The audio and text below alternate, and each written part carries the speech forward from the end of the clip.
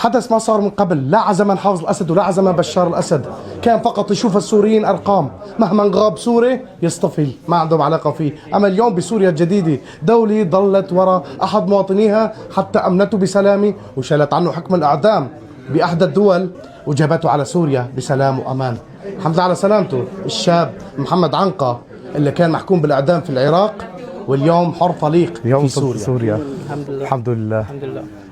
شعورك السابق قبل ما تعرف انت، يعني انت قبل ما الدولة تحط ايدها بالموضوع، كان عندك امل انك ترجع لسوريا؟